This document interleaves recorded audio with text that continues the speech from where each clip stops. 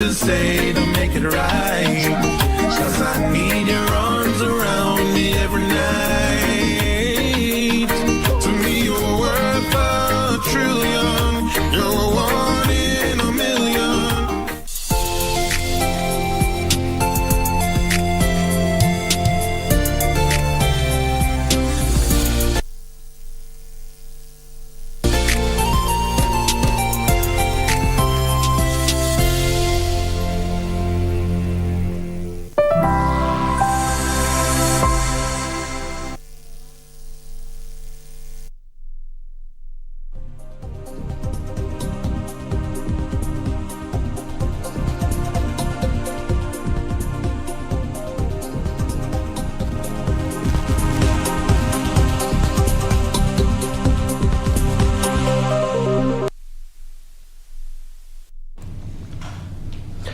Indeed, it is the 20th day of September 2022. Good morning. This is KBC News Check. We are live from the broadcasting house here in Nairobi and also on all our social media spaces. And, well, the dust has settled for the 2022 August polls, and President William Ruto has hit the ground running, but some people could argue that he was drawn at the deep end because high cost of fuel, the high cost of living, the COVID-19 pandemic, we're just surviving, and he still has to always mind Kenyans, despite the fact that there are some Kenyans who did not vote for him. There are some Kenyans who opted not to go to the ballot, but he is the Kenyan president, and he's doing everything that he can at the moment to ensure that he actualizes all his pledges. Good morning. This is News Check, and for the next 2 hours or so, we will be focusing on a number of issues. A lot of things are currently happening in the country. There is the MP's induction and the senator's induction, as we also await the biggest question: who is the majority leader? Are the numbers opaque? Indeed, that is also a conversation that we are going to be having.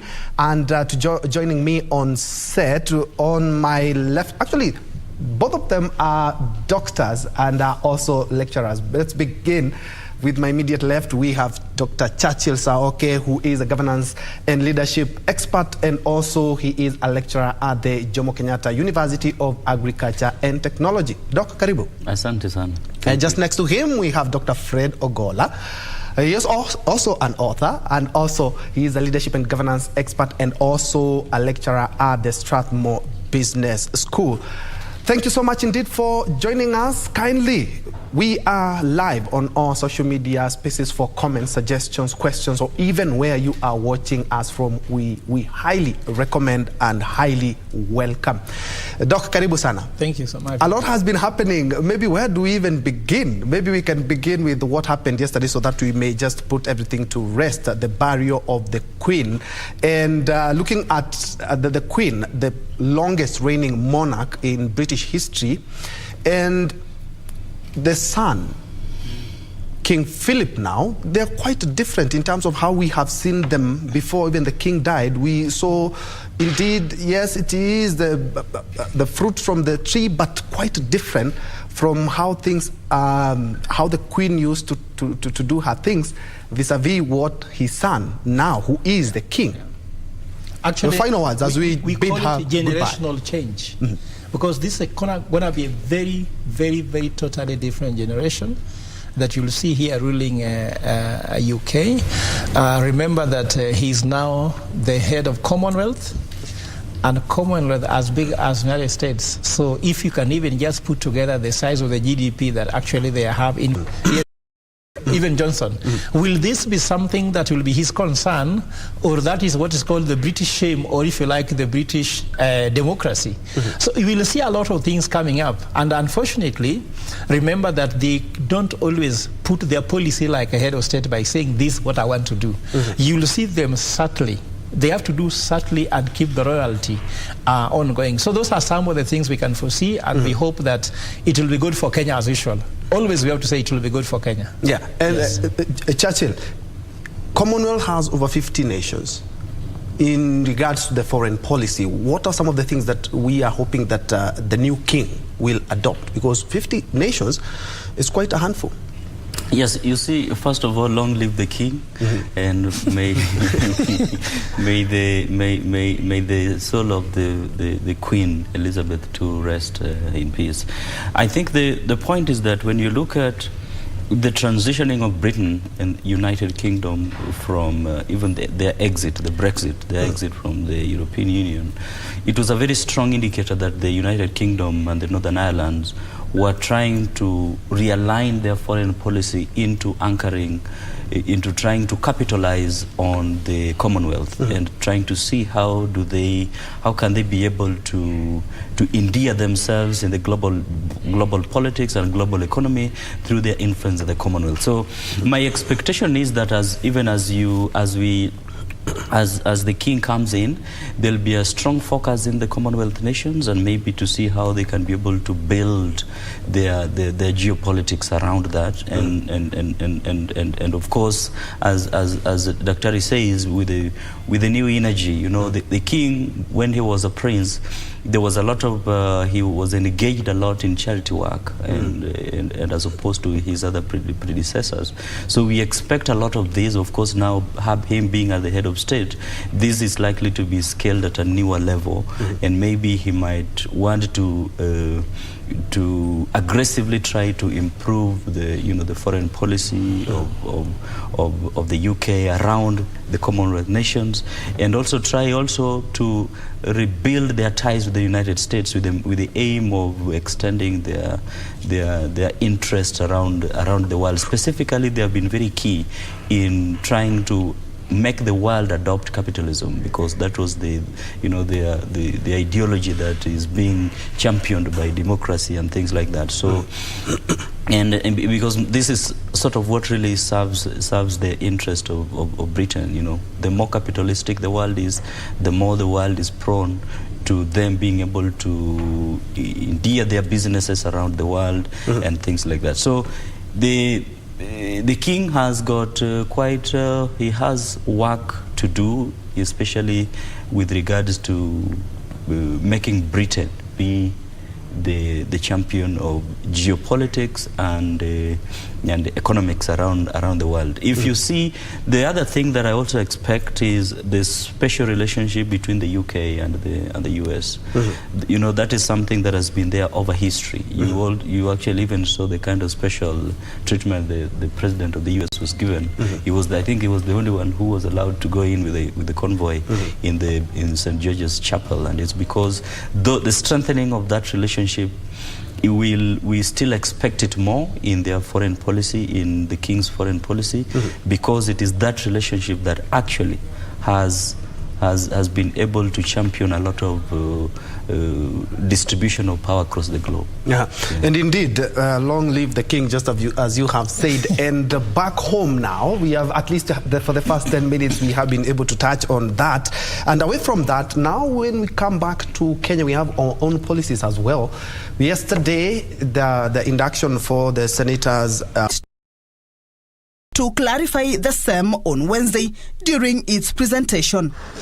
Various speakers during the first day of the induction called on the legislators to endeavour to make the 13th Parliament more productive. Parliament through legislation and oversight, and judiciary through interpretation and application of the law. We cannot interpret laws in a manner that promotes social transformation if those laws were not designed to achieve social transformation at the point of enactment. If you want to be a great debater and a hawk-eyed member in relation to oversight matters, attend committee meetings and participate in committee meetings. It will make you a much better debater on the floor. On Tuesday, members will familiarize themselves on the National Government Constituency Development Fund. The rule of law, human rights, constitutionalism, and democracy. Dr. Ongoy.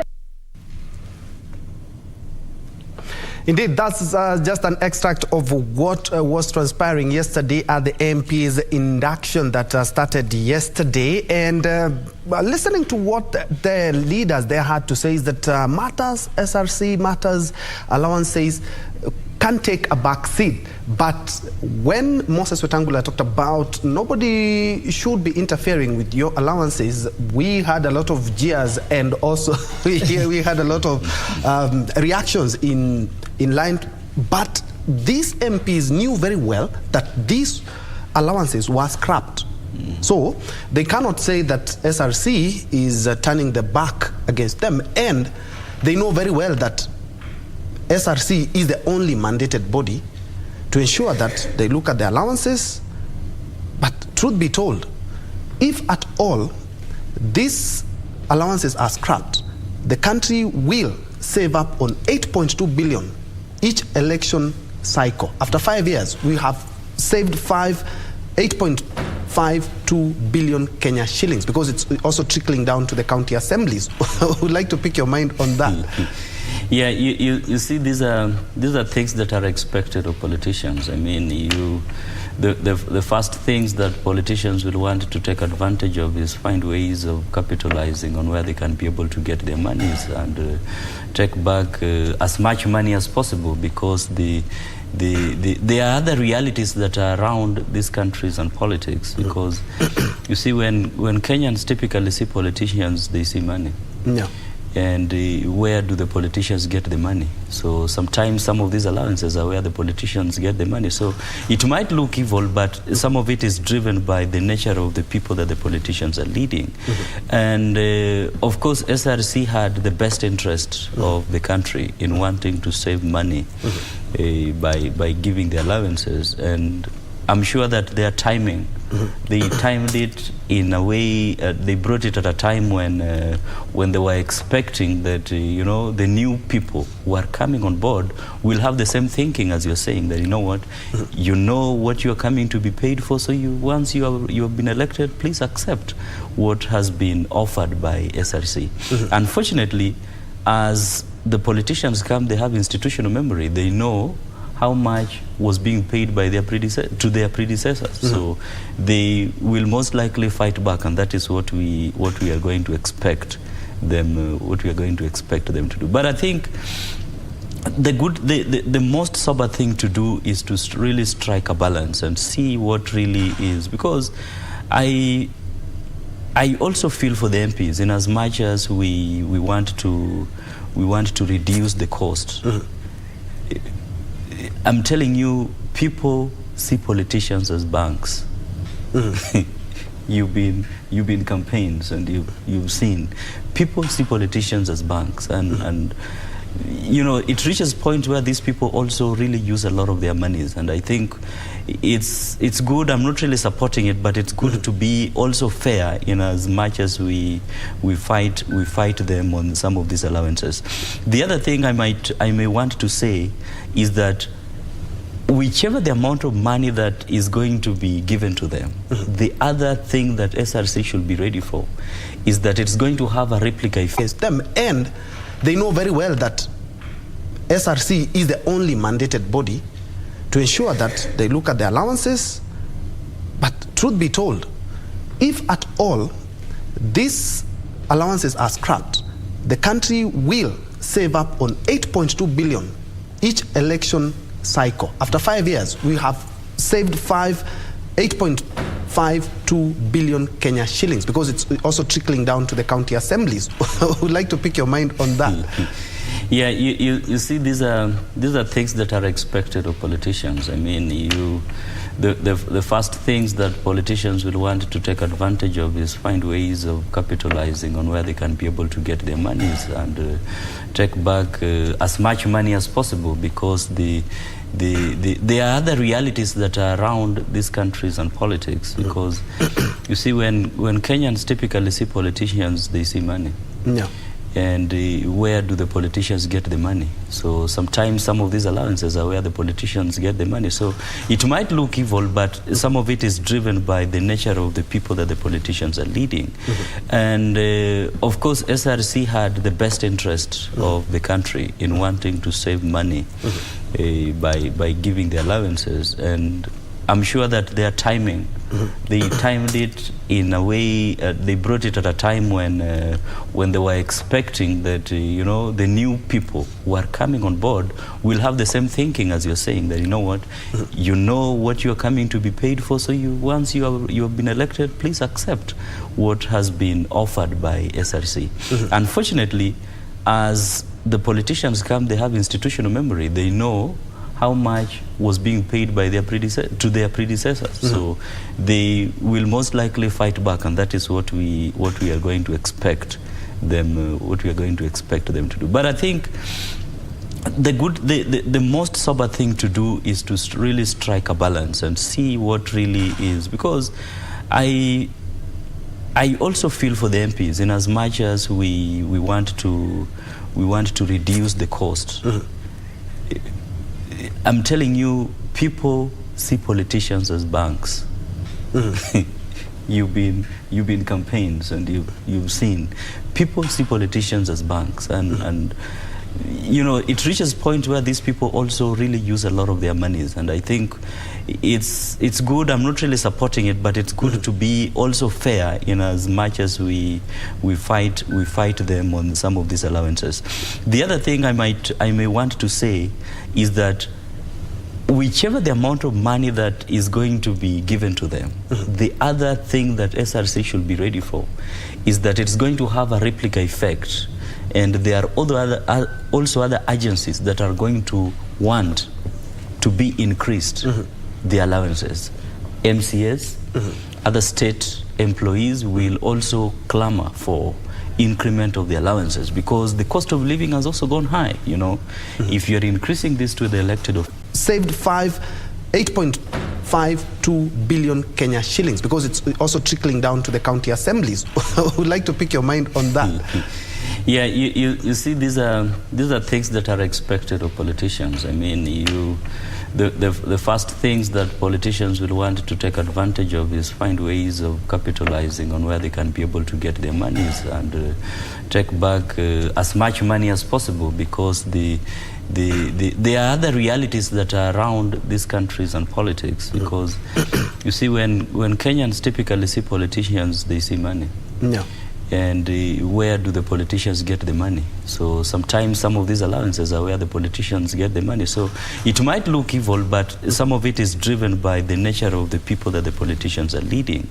And of course, SRC had the best interest of the country in wanting to save money by giving the allowances. And I'm sure that their timing, they timed it in a way, they brought it at a time when they were expecting that, you know, the new people who are coming on board will have the same thinking as you're saying, that, you know what, you know what you're coming to be paid for, so once you have been elected, please accept what has been offered by SRC.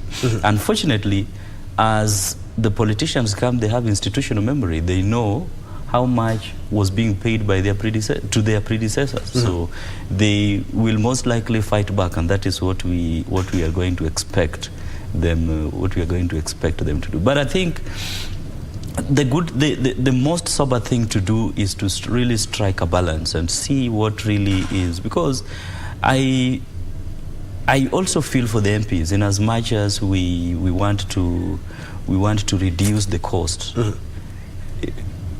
I'm telling you, people see politicians as banks.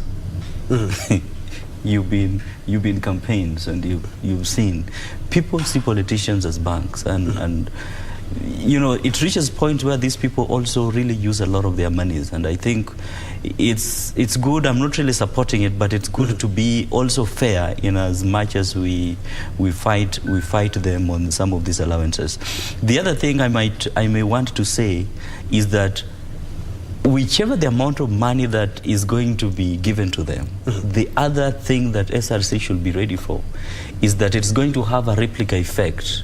And there are also other agencies that are going to want to be increased, the allowances.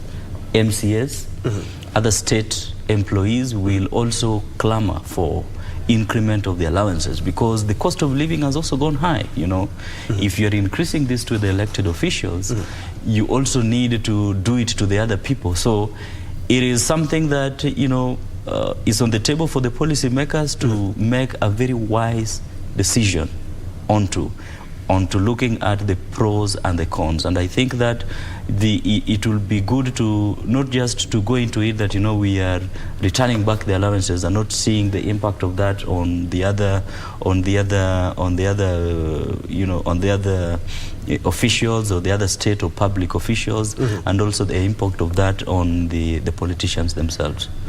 Indeed, and Doc, just as Doc is saying that he does not support, but looking at the coin on the other side, you see that it's more or less like something that is more or less necessary for the MPs. Yeah. But looking at 8.2 billion in a country where we just out of a COVID pandemic, looking at the global recession, the high cost of living, this would have come a long way. And mark you, the speaker is talking about nobody in their rightful mind. More or less he's speaking with finality, more or less like they have said, no, you cannot touch our parks. Yeah. But at the end of the day, Kenyans are watching, and Kenyans want the wage bill to come down. And not only that, Doka said, other Kenyans would want, I also work for government, I would want a pay rise because of the high cost of living and a number of factors. So first of all, we start by saying, what can you do with 8.2 billion? You can build at least level 4 hospital in the 47 counties fully furnished. That's what it can do. Just that 5 years? Yes, fully furnished. Without a hassle, every equipment, diagnostics equipment, everything will be in place. And in fact, if we save that money, we can actually end up with that. So if every election time we save that money, you cannot have any scarcity of supply hospital. But now, let's first ask the question, what's the genesis of this money? Allowances, sitting allowances. It was meant because members of parliament used to abscond coming to sit. They used just to wait for the mandatory requirements of sitting sessions, just to ensure that they are given that allowance to motivate them to come and sit. Secondly, what they talk about the mileage claims. If you drive your car to parliament, they pay you a certain amount of money for the kilometers you drove. So all these were meant to encourage them to come. They have a salary, but you have to encourage them to work. Let me ask you, my brother, you work for KBC. We work for government. For you work in the university. When I sit in a board meeting with my boss, can I demand for a sitting allowance? I cannot. So what we are trying to say is that what is wrong with this whole thing is like some member of citizens are digging fertile soil and getting something. Others like me and you, we are digging rocks to plant. So we are digging a harder rock to plant. For them, they are digging fertile soil. Now, if I want to bring this into perspective, let's ask the bigger questions now. We have been told the wage bill is too high for this government. Today, I saw in the Star magazine, it cost around 506 billion shillings a year to pay salaries. How do we bring that down? Members of parliament don't want theirs to be reduced. Who wants theirs to be reduced? So if those sitting at the top, who enjoys all the privileges, says they cannot cut a penny, this is 5,000 shillings. You don't want to cut it. Now, those down there are the ones who needs to cut. Now, do you know the main problem we have in Kenya is not poverty. The main problem we have in Kenya is, one, inequality. Because if those are the top, ones who earn very high salaries, do you know 5,000 is somebody's monthly salary? While for you, it's a sitting allowance on top of all other allowances and your salary. So inequality is the issue. So as you continue making them keeping their money, you are telling them, I saw the speaker saying, we are living in we have to live in increment, meaning that every day we want to increase their packages. Is the economy also growing at the incremental level? Are the people down there getting their salaries increased? Because if they did, there's only someone complaining about inflation. Why do you complain about price of fuel if your salary has gone up? So for me, if we begin by saying we cannot cut from the top, who will accept? And I can give an example in parallel to Kenya Airways. When Kenya Airways saw that the operating cost was very high because of very expensive pilots and all the staff, the board proposed that they need to cut salary. But the question was, who cuts their salary? The board did not cut their salary. The senior management did not cut their salary. they asked pilots to cut their salary. Pilots were not, they're going on strike. You saw that. The employees were going on strike. So this won't happen. Let us lead from the front, from top down, isn't it? But now, if this is bottoms up, whereby we will cut salaries down, then the money comes up. Maybe if that's the bottoms up model, maybe that's another story. But to be honest, let us be honest here. William Ruto has inherited the economy at a very tough times. In fact, that's what I wanted to respond to you very definitely. That he has, not that the economy is bad. In fact, I don't like the fact saying there's no money in Kenya, because inauguration is taking place, travels are taking place, so there's money. The truth is that there's some money. But the point is that there's a tough moment. So with all his promises, it is like when you go for honeymoon with your wife and you tell them, I'll make you the happiest woman. When you land in the country back from honeymoon, you discover the economy is not working, you've lost your job, your friends have left you, or your customers who was very good for you maybe has gone bankrupt. So these are challenges we have to address for. So I would like to tell Kenyans, be a little bit patient with the government. Not that they should not question the government. We'll still keep them check, but be patient. I call this what is called focused poverty for prosperity. Like when we were in school, I'm sure your father maybe sold a cow. My father sold a cow. My father worked so hard. He never had a lot of pleasure because he was educating me. But he knew after educating me, I'll take care of my brothers and sisters. And he's rich, though without a bank account, because I have a bank account and I'm a professor now. So if we borrow money to pay for our bills today, and we live large, we shall eat our future, we shall eat the future of our children and the future of our grandchildren. But if we will live within our means, so that we don't still borrow and eat the future of our children, then we are going to create an economy which is sustainable. And I think that's how we need to look at these dynamics of cut now, so that tomorrow can we may be able to but hold the thought, because we need to cross over to Kisumu. You do remember there is an intensified search for speakers. You know, the elections are not quite done, because after the National Assembly and the Senate did elect their own speakers, now the county assemblies will also have that chance. Remember, tomorrow they're going to be sworn in, and the first duty that they are going to do is to elect their assembly speaker. Let's cross over to Kisumu.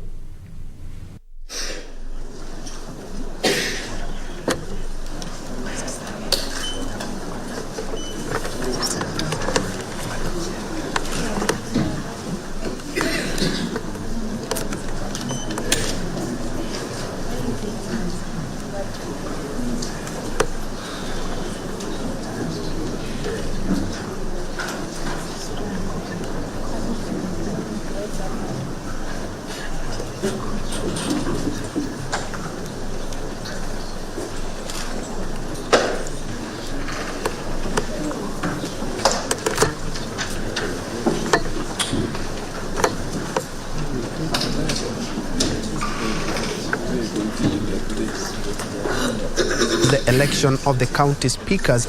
And remember, whatever we are talking about here in regards to the parks that elected leaders are enjoying, and SRC moved to trim, for lack of a better word, the allowances, also the county assembly will be affected. That is 8.2 billion. And county assemblies, in terms of actualizing devolution, we have seen now we are on the third government since we started devolution after the promulgation of the 2010 constitution. We started in 2013. We have made tremendous gains.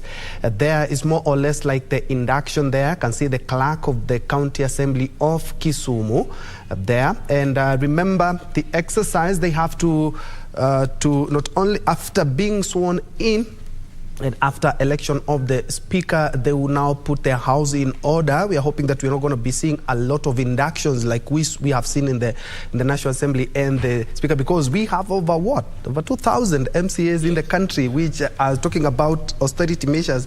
That would also be quite something. But the county assembly there just doing the final touches, checking out. Let's first of all listen into what they're talking about.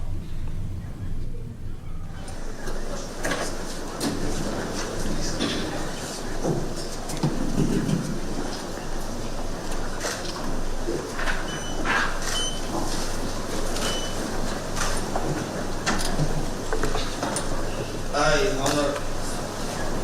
Honorable Oiko Beli Pele, do swear that I shall always truly and diligently serve the people and the Republic of Kenya in the office of the Parliamentary Committee member of Kisumu County, that I shall diligently discharge my duties and perform my functions in the said office to the best of my judgment, that I shall at all times respect, uphold, preserve, protect, and defend this Constitution of the Republic of Kenya, and that I shall do right all manner of persons in accordance with the Constitution of Kenya and the laws and conventions of Parliament, that I shall do justice to all. So help me God.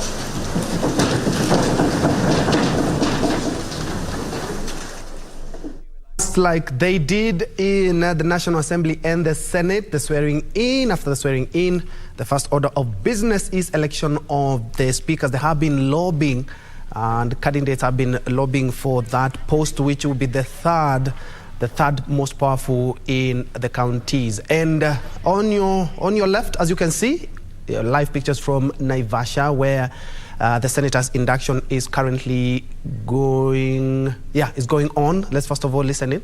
Second chambers are invariably smaller, and therefore they lend themselves to greater camaraderie among their membership. I observed during introductions that senators were still sitting along broadly along party lines, but this is going to change in due course, I hope even before the end of this workshop. The second chambers tend to be more bipartisan, and they provide more opportunity for deliberation, more opportunity for reflection. Last evening, I met some senators as they're having dinner, and some of them said to me that their best experience in the Senate so far was a bus ride from Nairobi, and the opportunity to engage with other senators, because the way we arranged the bus ride it's not along party lines. It is as you came, so you had the opportunity to sit in a 2-hour ride or 1.5-hour ride with a senator for possibly the other side of the political divide, and there began your ice breaking, there began your rapport. And we are hoping that at this event we are going to build and consolidate that, so that we make this house a stronger house. We have enduring friendships that make your work as legislators easier and better. You, whatever else you may be as politicians, you are human beings, and we recognize as Secretariat that your jobs are difficult, they are lonely, everybody wants something from you, and we hope that the Senate can be the place that provides solace to you. We hope that the Senate can be your happy space, and it is our job as a Secretariat to make that happen. But it's our job, all of us, the Secretariat and yourselves, to make the Senate what it was designed by the Constitution, by our people, by the sovereign to be. Let us all make this happen. Thank you very much. Thank you, Mr. Clerk. Honorable Senators, please join me to now welcome... That is the senator's induction live from Naivasha, and we will be keeping a keen eye on the same. And just still tied on that, gentlemen, we've been talking about the induction, and Doc, you had an issue as to why the senators should go to Naivasha. Yeah. Why should the MPs go to Naivasha? Yeah, you see, when I took up my job as a professor in Strathmore, they took me to a classroom and showed me this is the blackboard, this is the chalk, this is the duster, these are the locusts for students. They inducted me in Strathmore. I'll be working in Strathmore. Now, we have the Senate House here empty. We are doing induction in Naivasha. I don't know whether the Naivasha is not charging them. There is no cost to that. We are inducting senators in Naivasha. Members of Parliament are being inducted in Safari Park. My question is, how does Safari Park and Naivasha Hotel represent Parliament and Senate? I have never been to Parliament as a member of Parliament, but that question they should answer. Unless they tell us why, because for us, we are trying to cut cost. And how can we cut a cost if we are just spending this way? And I'm sure that maybe the president is not happy where he is, that this is taking place, because he knows that he is in an economy which we are being told is so broke. Yeah. So if it's true that it's so broke, why are we spending money when we can avoid it? I'm sure that Senate, no one will charge them for rent for even 1 minute. The hotel rooms will not be needed because members of Parliament have mortgages already given to them. Some of them were living in Nairobi before they went to campaigns, even there. So I'm sure they can have cheaper ways. You come from your house, spend time with your family, go get induction, come back, meet the clerk where you're going to work. You'll be shown this how the microphone works, this how the standing orders work. When you stand here, you do this. That's my thinking. Maybe I'm stupid, but I'm trying to say actually, Doc, it does not make sense to me. That's a very interesting way to look at it, because indeed we are struggling as a country, and the president and his deputy have talked about we don't have money at Treasury. But away from that, looking at what President William Ruto talked about when he was swearing in the 6 judges, he said that the rule of law will be observed. There's something that I've observed, because today at Safari Park, the MPs will be taken through the national government CDF, which incidentally the same courts declared it as unconstitutional, and the head of state said that we are going to be observing the rule of law, which one of which is obeying court orders. Well, you see, that is that statement was something that was very good to the ears of the members of elected members of Parliament, and it's a struggle that Parliament will really have to deal with, and most likely it might put the legislature and the judiciary at war, because you see, this was one of the driving forces of the members of Parliament to even wanting to get into some of these political positions, and you see at the point when the ruling was delivered, it was in the middle of the campaigns. So most likely what might happen, maybe the president in his goodwill might have, now he has a very good relationship with the judiciary, and he might, constitutionally there are still provisions, there are still appeals that can be made, and when those appeals are made, then they ensure that decision is reverted. So those are possibilities that the executive has at their disposal to use to ensure that CDF thing is done within the legal framework. Indeed. And I'm informed that that swearing in from Kisumu is continuing. After that, they will be tasked, the elected leaders will be tasked with electing a speaker. And still on speakers, Doc, yes, looking at what we've seen actually in the National Assembly, we saw Kenya Kwanza marshal its numbers and fronted Moses Masika Wetangula. We are likely to see the same thing happen in counties, of which we run a risk of not having the best leaders as speaker. Remember, the speaker is the third in command in the county as well. Yes. So of course, you see now, National Assembly, because of the national representativeness, those seats are more competitive than in the county level. Because the county level, you might find, for example, in Kisumu, you may find nearly a bigger chunk of the MCAs are mostly ODM. If you go, for example, to Uasin Gishu, most of them will be UDA. So they could be looking for signals from the UDA leadership on whom should they want as a speaker. And that's why you could see here, for example, there could be some of those nighttime meetings, midnight meetings, to be given direction as to whom to elect. And you can see it does not look as agitated as the one we saw in Parliament. So most likely county government, and I think that's what we are trying to ask our leaders, that will it be a time when we can elect a leader who is worth it? Because, for example, I'm not trying to talk about the current Speaker of National Assembly, but the question is, was he elected on merit or it was a political exercise? Because sometimes performance, for example, politics trump performance. Someone can have a political heavyweight and win. For example, in Kisumu, depends on how you related with all these MCAs. Sometimes they can even be handouts even given at night, or the political guru can give direction.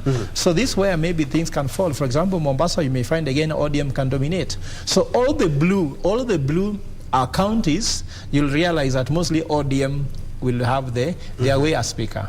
And all the yellow counties, you may find UDA will have control. Just like, for example, maybe unless it is difficult like the one we have now in the National Assembly, where Parliament looks blue, but is orange, is yellow. And it's an interesting thing because that is something that they're even talking about seeking the law, the constitution, the standing orders in regards to who is the majority in the House. And I believe this dilemma is being brought about by UDM party, which has also moved to court to try and say that we are not quite in that marriage. I was not really married to Azimio, that is UDM, led by Ali Roba, but I was coerced. We were coerced, and that is why we joined Azimio. And some of them have even talked about, because every time you find that something is not favoring politicians, they talk about amending the law. The law is very clear. You have to be in that political marriage for at least 3 months after the election. But they're saying we were coerced, so it wasn't really a marriage. It was more or less a marriage of convenience. Doc? I think that is that's unfortunate. They want to change the laws as soon as they can. It's unfortunate to say that you are forced into marriage. But you see, it shows that you don't think through, and I think even your level of leadership acumen is questionable. I mean the law is pretty clear that the party with the majority, and that majority has been defined even by the register of political parties, that the agreements that were made prior to the election are still standing. So, I mean, those are things that Parliament should not even begin debating around, because as a matter of fact, you know, the government already can be able to have majority of its business in the House, even without having that position of majority leader in the National Assembly.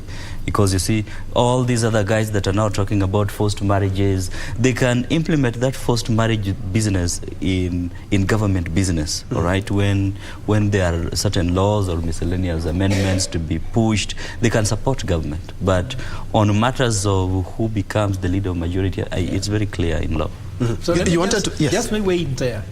First of all, Doc, let me tell you, the issue of forced marriage is not just a political thing.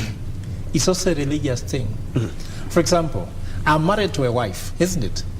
If I want to leave her and I go to the Catholic Church and the priest and prove to him that I was not in freedom when I got married. Remember, if you quote your marriage oath, they usually say, do you freely take? And the word freely is important, isn't it? Do you freely take so-and-so in marriage as wife to love and to serve? Remember that oath? Yes. The word freedom is important. So there's one thing, there's knowledge and freedom, very important. If there's a way you can prove you are coerced, then the Catholic Church do not consider that marriage took place. They say annulment. Annulment does not mean marriage took place and we are divorcing. It means that the context of the marriage did not even make marriage happen in the first case. There are things about knowledge.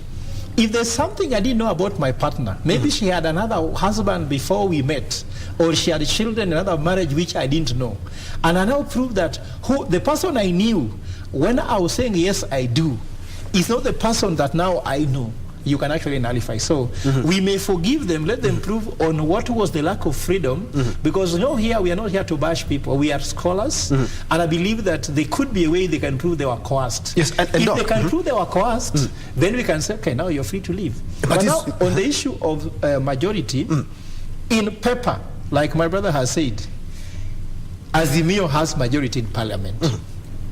In the stomach, when I mean tumbo economy, you moved to Karen, you took a handshake, and you took photos.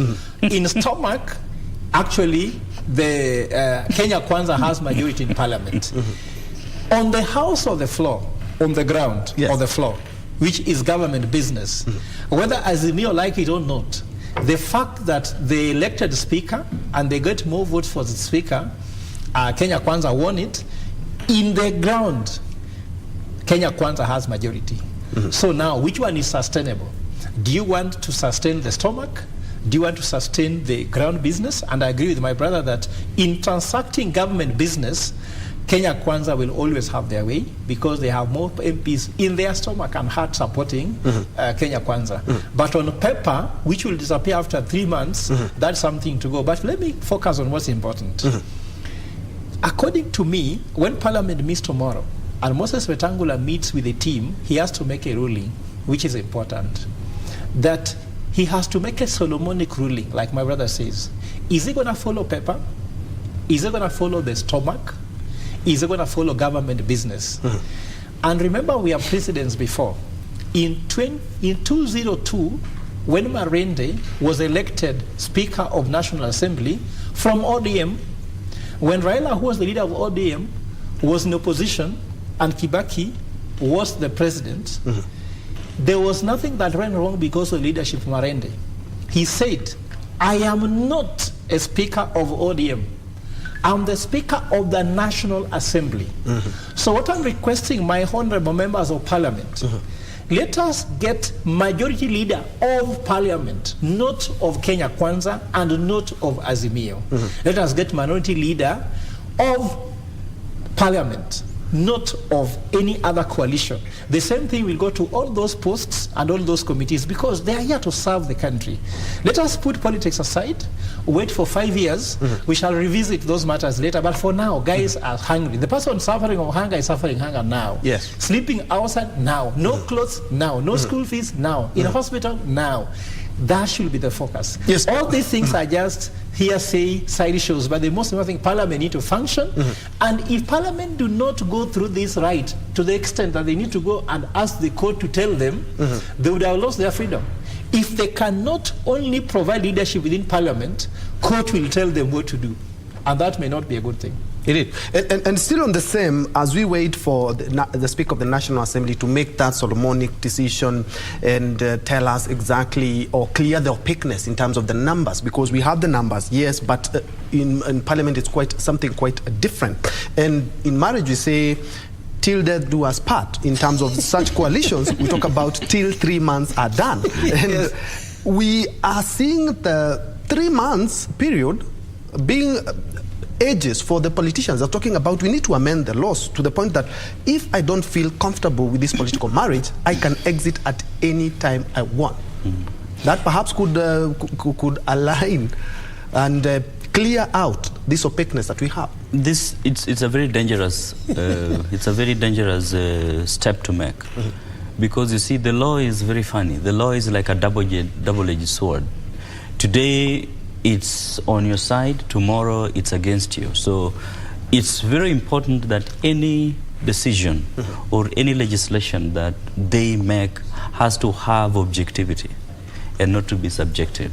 The moment we become subjective and focus changing of laws to fit certain convenience as is now, then it may end up being, when the law that you make becomes the one that takes you to the guillotine. So you have to be very, very, very careful. And today it is you who has the power and the instruments. Tomorrow it is your archenemy who will have that power and instrument. And the same precedent that you use today are the ones that will be used against you in some future time to come. So it is important that the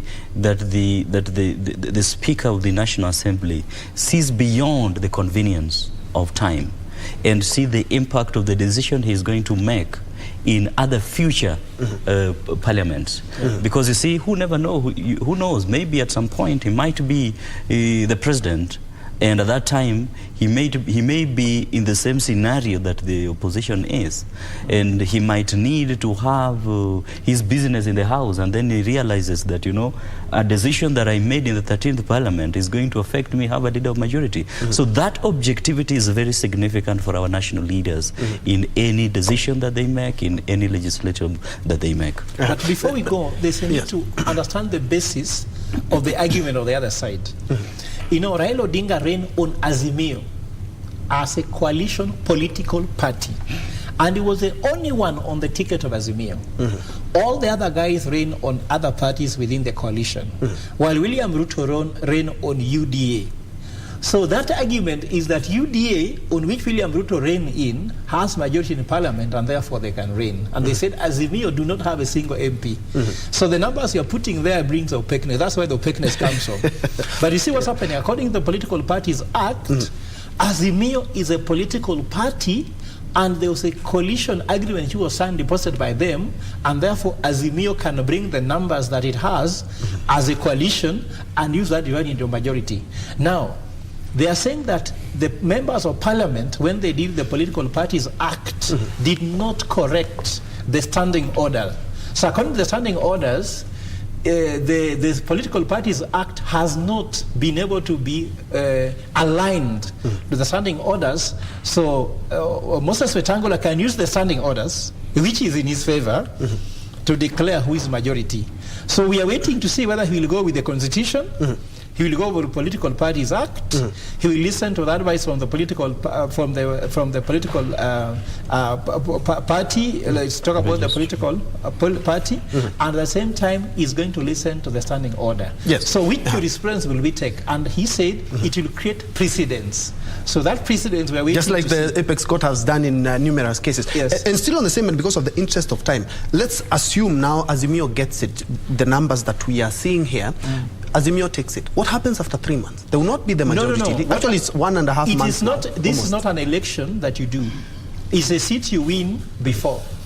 You see, the time I stood on KBC here, and I said, the petition in Supreme Court has been won or lost before it begins, which means that majority in Parliament has been determined before Parliament sits.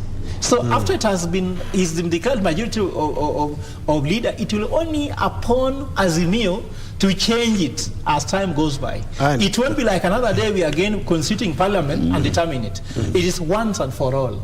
So once they get it, they'll get it on paper. But doing business in Parliament, it can actually change. What if tomorrow the opposition has something more interesting that, for example, others want to get? And remember, in this whole coalition, we are not even considering the independent members of Parliament, because the Political Parties Act recognizes a caucus of independent members of Parliament with benefits and with a voice on which they can voice in the House. But the problem is that all of them ran to other coalitions, and I call it stomach economy. Okay, and because of the interest of time, and it's something that a lot of Kenyans are waiting for, is the cabinet. Has not been named yet, and judging from the way things are, of course, the fuel subsidies, and the president's talked about we are not going to be having subsidies on consumables. Economic outlook of it, you may argue, yes, indeed, that is the right way to go, because subsidies do gobble up and eat up into some of the monies that should be directed elsewhere. What are we likely to see, and what would you want to see, judging on the 1 week that the office of the presidency has started, in terms of the 5th regime that started as soon as he was sworn in? I think I would advise the president to have his cabinet as fast as possible, because it's sometimes important to work with, it's easy to work with a concert of counsel and professionals who can be able to give you guidance on some of these issues, and just find ways of even realigning your manifesto in a manner that it can be implemented. So that should be a matter of urgency, and that will even help in trying to find better ways of implementing some of these things, like the subsidies, in view of prevailing legal frameworks that exist and the economic circumstances that prevail. And because sometimes there are certain, as an elected official, you are prone to make some populist statements that appeal to the electorate at this time, because people, you want to feel that people are already seeing you're working.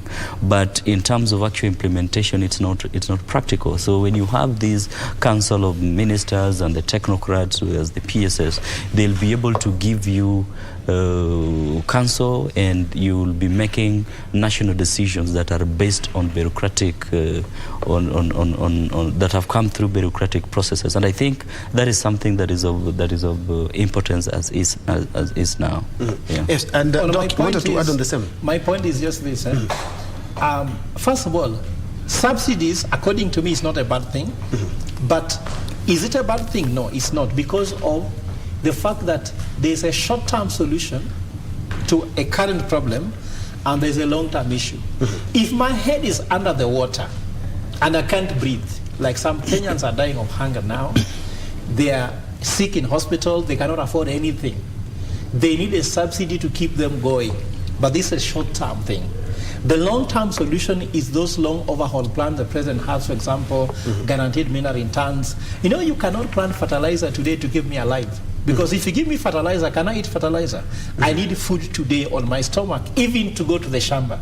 If I'm in bed, I'm sick, I cannot get out of bed, I have no food. If you bring me fertilizer, have you helped me? No. But so there should be short-term solutions to the current problem. And I agree with the president, subsidy is not sustainable.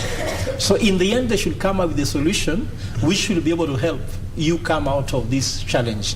And then lastly, I think we need to understand how government operates. And because I'm an expert in government, let me explain to you. The president normally makes what is called executive order. Remember, President Uhuru Kenyatta once said, I want every child to have a laptop. It was taken literally. But then, after President has taken an executive order, ministries, which are yet now to be appointed, ministers come with what we call a ministerial policy to execute the executive order from the president. Kibaki said, I want free primary education. So Ministry of Education had to come with a policy to execute the executive order. Then State Department, headed by PSS, come up with an execution framework on how to execute the ministerial what? Policy. It's called MDA. EMDA. E, executive order. M, ministerial policy. P, now is we talk about, D, we talk about departmental execution framework. Then A is an agency inside the department that will do it, which comes now with an execution that comes from the executive order, ministerial policy, a departmental execution framework, and State Department execution. So if you don't have that order, it does not work. So whatever you had pronouncement from the head of state, they'll trickle down in that order if at all they are following that same framework, which is allowed by midterm plans, Vision 2030 and the rest. All right, let me give you a minute each as we also cross over. We'll be looking at climate change. How far can you walk? Some people want to walk from here to Egypt. Well, we'll be talking about that in the next hour, Doc. Yes, I think mine is just to say that, you know, the government as they begin working, we need to be objective, and I will still emphasize the need to, you know, the campaigns are over and we are no longer in an electioneering season. So the issue of we against them is over. It's now us Kenyans, and we need to find ways of whatever we do, we see every Kenyan and not the yellow and the blues. Indeed. Mine is the fact that William Ruto has taken office. He's working to form the government. Raila Odinga, I saw newspaper saying he has accepted to be head of opposition, and also he is down to work trying to set up the opposition into place. I think that if we believe Raila was a very strong candidate, he's a strong candidate, but now he's going to form a strong opposition. William Ruto was a strong candidate either because these guys were neck to neck. Remember the numbers here, that nearly 7 million people voted for Raila, nearly, and nearly 8 million Kenyans didn't vote. That is 15 million people. Ruto got 7 million. So our work is to stop the issue of those who didn't vote, those who voted Kenya Kwanza, those who voted Azimio. Yes. We remain Kenyans. But what I'm trying to say, Kenyans go back to work. Yes. Stop spending insult on social media. Who lose, how they lose, that's none of your business. You're not a candidate. You didn't invest money. And you're done with the ball. Let us support the government. Okay, thank you so much, Dr. Churchill Saoke, governance expert and also a lecturer at the JKU Art, and also Dr. Fred Ogola, who is also a governance expert and a lecturer at the Strathmore Business School. Thank you so much, gentlemen, for your insight. Yes. We are now taking a short, quick break, but when we come back on the other end of this show is that partly why we are experiencing a high cost of living, inflation, is because of climate change. Well, we'll be putting that into perspective in the second hour. We'll be joined by two gentlemen, and they are planning to walk from here to Egypt. I will be telling you why. We'll be back in a moment.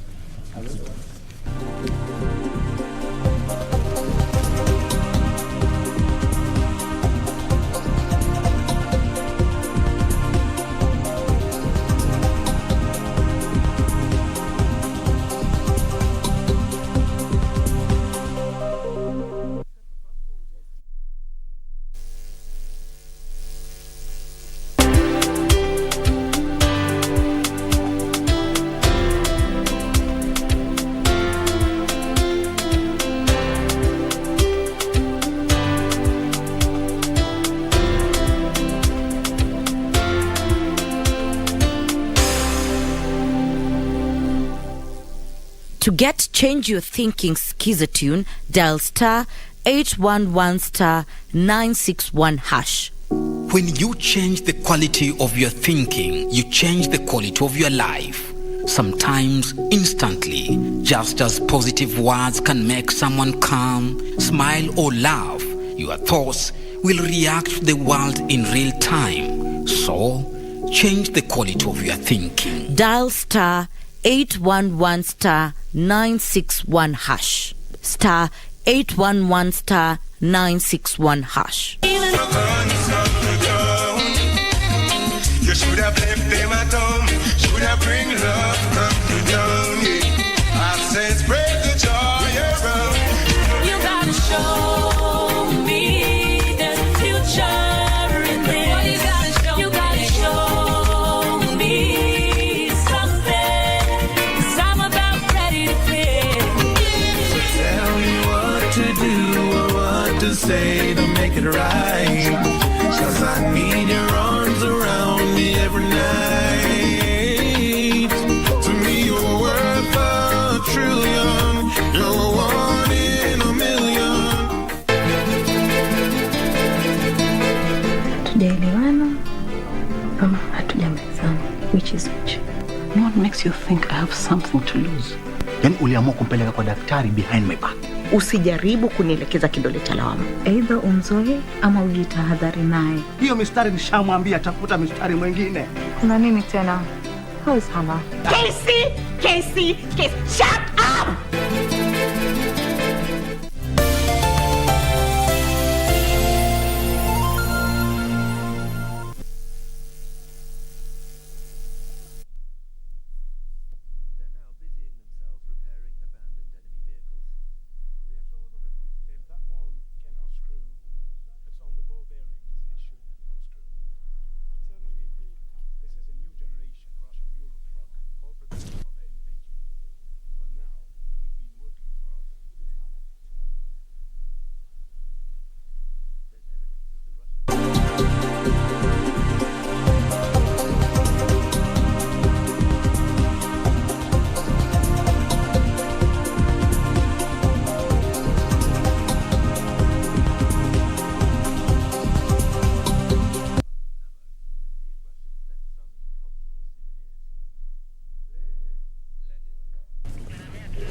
Welcome back on the second hour. As I had alluded to earlier, is that partly why we are having the global recession and why the cost of living and cost of food is quite high is because of climate change. We have negatively affected the climate, and over the years, because of a number of factors, including carbon emissions, the change in the climate has caused untold suffering, and especially in the developing countries, Kenya being one of them. And you can tell by the prices that we are having when you go to the supermarket or when you go to buy food, you can feel that pinch, and it's because of climate change. And my guests on the second hour will be talking about climate change, and they want to be walking from here to Egypt, where the COP27 will be held a little bit later this year. But before we delve much deeper into that conversation, let's first of all cross over to Naivasha, the induction of the legislation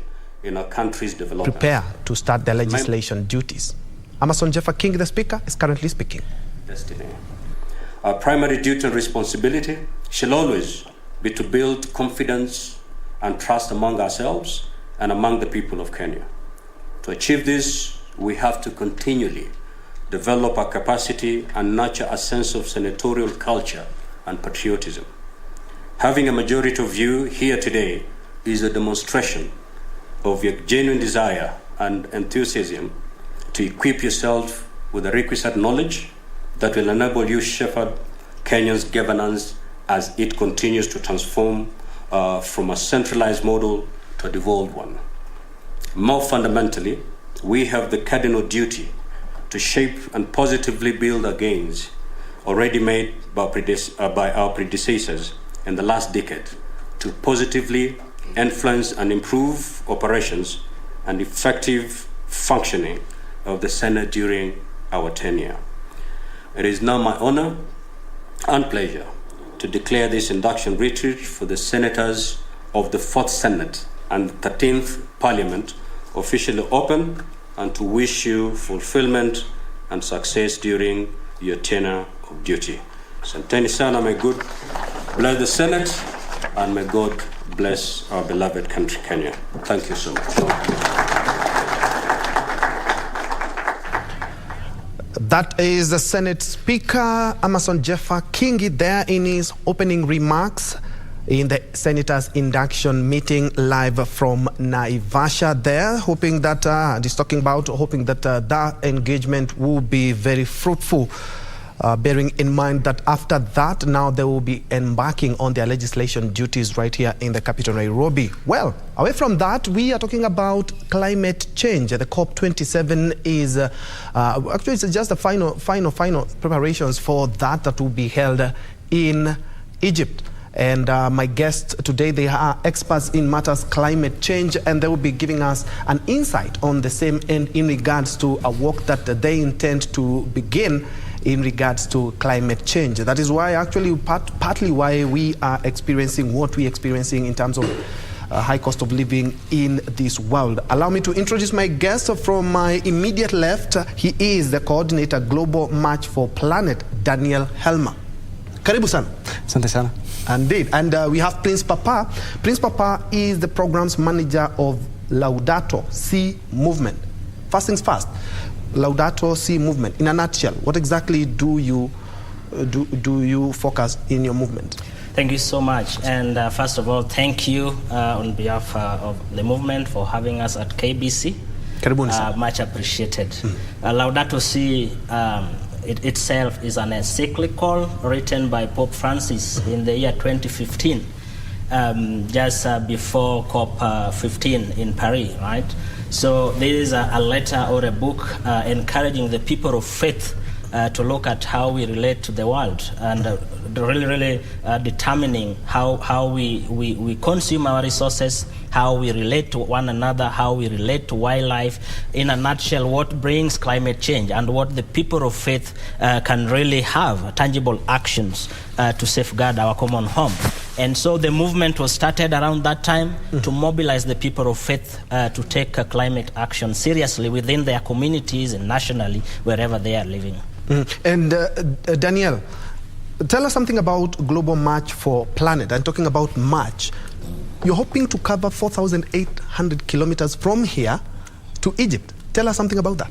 Yeah, and this is an initiative that was started right here in Kenya, in Nairobi. This has been an initiative that's been working since January and February. Actually, since another process of the UN process is just like the climate change conference in Sharm el-Sheikh, which was the UN Environmental Assembly. And so there's been a lot of people in Nairobi and all across Kenya who have been working on this. And the march is stemming from an idea that also connected to a march many years ago in 2019 from India to Switzerland and Geneva, which is spanning over 1 year. And this march over 4,868 miles will actually be a combination between foot march and also caravan, so driving as well. Because we know we only have 6 weeks to get between here this week all the way up to COP27 in Egypt. And so it will go through several different countries. And this is why it's a combination between foot and driving. Indeed, and I want us to really focus on that, because at the end of the day, it's all about the climate. But first things first, we're still focusing on the impact of climate change, and Greenpeace Africa farmers have filed a court case over punitive seed laws, and we have Mokami Nduta who is keeping a keen eye on that. Let's cross over and get more.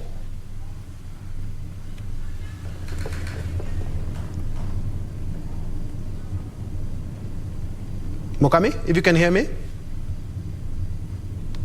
Morning to you, Ben Troy and Njue back in studio.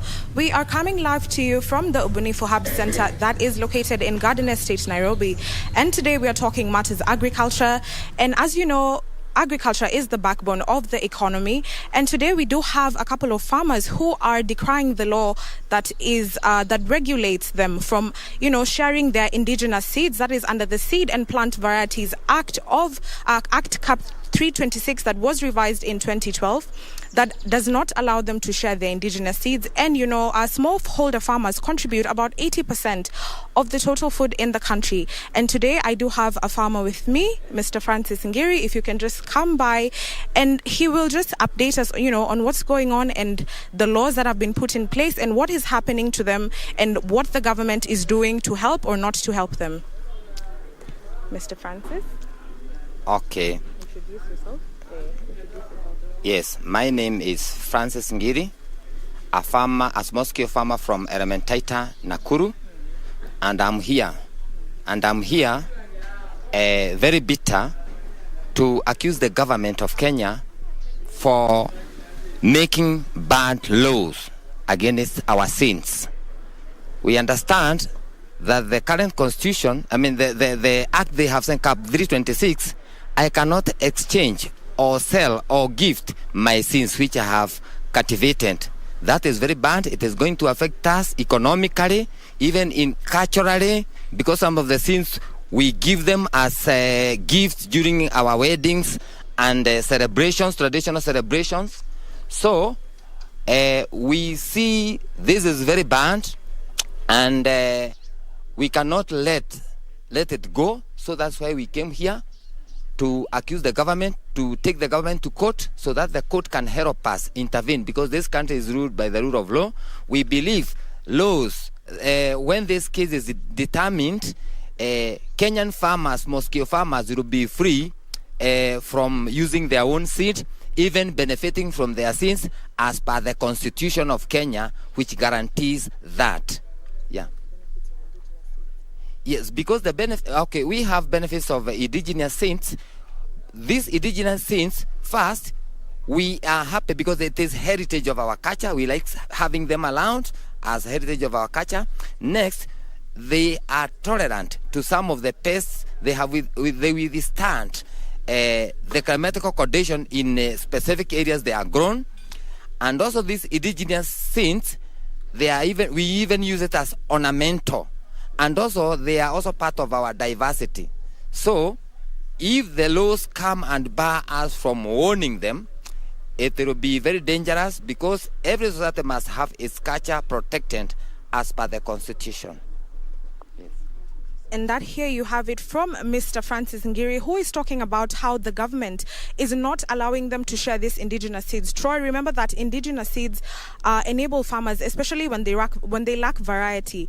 They exchange within, the farmers amongst themselves, and that enables them to have, a steady supply of different types of fruits. Another thing, Troy, that I want you to know is that recently the Intergovernmental Climate Panel on Climate Change talked about how these strategies that farmers are using are helping against climate change. So what Mr. Francis and the rest of the farmers want is the government to abolish the law and allow them to continue exchanging the indigenous seeds within themselves, so that they can be able to create, a self-sufficient system, one where, because, Kenya is still food insecure, but this now will allow them to continue, supplementing the food, that is in the country, and even surplus income for their livelihoods. That's all we had for you today. Troy, back to you in studio.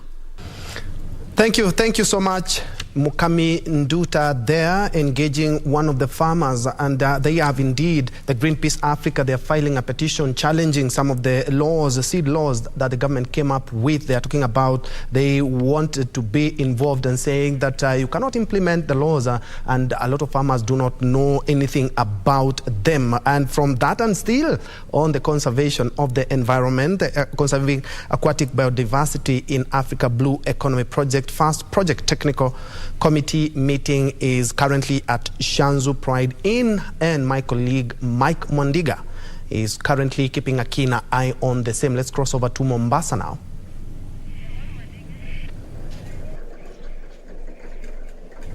Well, good morning to you, Bentro Njue. We are coming to you live, of course, from Mombasa. And what is happening just right behind me is the conservation of aquatic biodiversity in Africa on Blue Economy.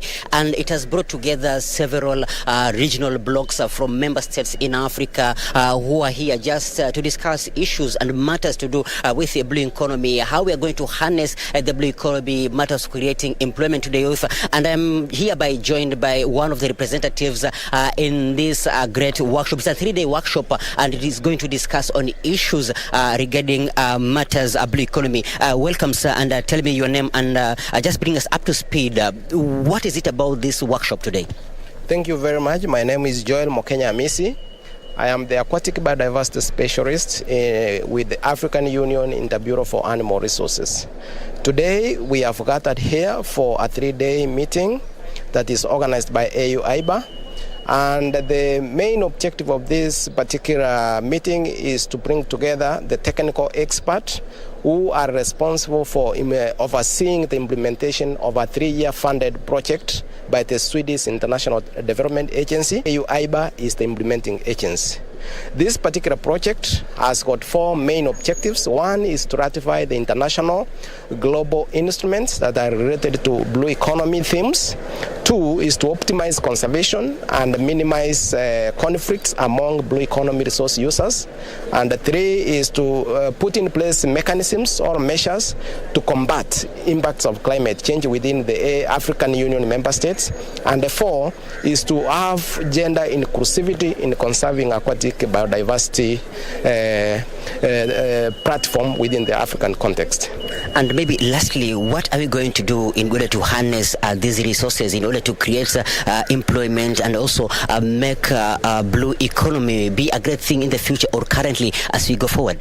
Yeah, one of the overall objective of this particular project, which is implemented by AU IBA, is to enhance the institutional capacity of African Union member states to be able to utilize, to conserve and to protect aquatic biodiversity in the context of blue economy. So what we are doing as AU IBA, we have brought together AU member states through their representatives who are the regional economic blocks, so that we can put in place measures or mechanisms, one of them being marine spatial planning. We want to create plans for the marine environment such that we say this zone is meant for fishing, this zone is meant for maritime activities, this zone is for mining, this is for tourism activities. So all these sectors of the economy have opportunities to create employment opportunities for the youths and for the many Kenyans and for the many Africans. Okay. Yes. Thank you so much, sir. Of course, he has put it into perspective on rather what they are discussing here, and maybe the 3-year plan which they are going to put into place to ensure that both the regional blocks that have been brought here in this one workshop on the ways forward and how to harness the blue economy resources and much rather just to create employment to the youth. And this comes as the Kenyan government is also putting a foot forward just to ensure that we get to harness these resources and create employment for the youth and ensure that we lift the living standards of the people. So far, so good. So so far it involves a lot of technical experts just to ensure all these are put in place and in accordance to the law, to ensure that, of course, and matters to do with territorial waters, to ensure that each and every country that, of course, is putting the blue economy into a wider perspective to ensure that it is greatly the people get to enjoy more on the resources and in matters of employment. That's all we have from Mombasa County, and back to you, Ben Troy. Thanks, Mike, and thanks indeed. Well put there. The Blue Economy Project Summit that is being held at Shanzu, there, engaging one of the stakeholders who's talked about enhancing institutional capacity to conserve aquatic biodiversity. Gentlemen, you've had those 2 functions. It's indeed Kenyans now are seeing the effects of climate change, and they are committed towards enhancing not only aquatic in Mombasa. We've seen the farmer talking about seeds in the country. It's a good gesture. Yeah, indeed. I mean, if we look at the northern parts of Kenya, several countries have been declared on several occasions annually that people will be starving, right? And this is an annual occurrence, and each year it keeps on repeating itself. I do like what Greenpeace is doing today, taking the government to court to talk on behalf of the farmers. I can relate this to a few years ago when the people, the community in Lamu, collaborated with the people of Kenya and several organizations on climate, and took the same government to the court when there was this proposed coal power plant in Lamu. Same thing in Kitui. If we look at that, Kenya and most African countries rely on agriculture for sustenance, and we are told it's the backbone of our communities, of the society. And things like fossil fuels, coal power plants, oil and gas, these are the worst in terms of emitting CO2, that really in terms add the CO2 into oxygen, into the air, to really fast track or help increase these catastrophes. We talk about flooding, we talk about droughts, and this directly impacts the agriculture that our people depend on. And if you look at the number of people employed in the agricultural sector, it's massive. And if the yields keep on decreasing annually, we see the living standards of people also decreasing annually. Then we don't have a people with we talk about the integrity of human being. A human being that cannot feed himself does not have that integrity. And let me connect it to President Ruto's recent speech towards affirming that Kenya is committed to Agenda 2030 on climate, that Kenya would like to achieve 100% renewable energy by 2030. Renewable energy is the safest way to go for the world right now. Very minimal or no impact on agriculture, people's lives, on wildlife, and so forth. And the Greenpeace case at the coast right now talks about that in today's world, the government cannot just come into your community and start projects without your consent. And this is really at the base of when the National Environmental Tribunal suspended the proposed coal power plant in Lamu. This was one of the major reasons. You must ask the community, do you need this thing? And you must explain to the community what impacts is it going to have on your lives. And this is what we call, in SDGs language, a sustainable development, looking at people and looking at other aspects of development. Indeed. And Helma, looking at the crisis that we are in, the climate change crisis that we are in, is partly because of what we have done or what we have failed to do in regards to the environment. And you have been quoted talking about how the climate has affected communities in Africa, and that is why you want to create this awareness.